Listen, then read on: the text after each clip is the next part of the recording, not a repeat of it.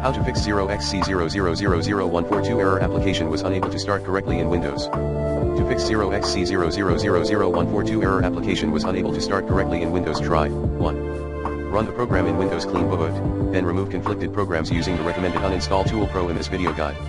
2.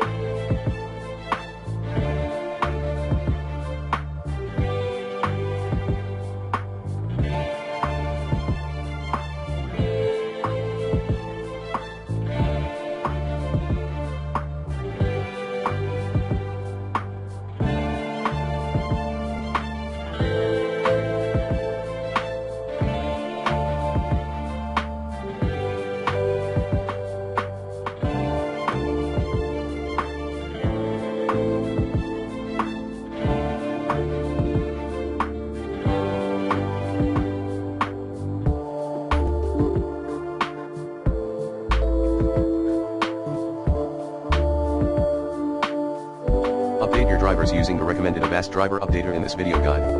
3. Repair system files via SFC and DISM commands, admin mode. 4. Reset or reinstall Windows.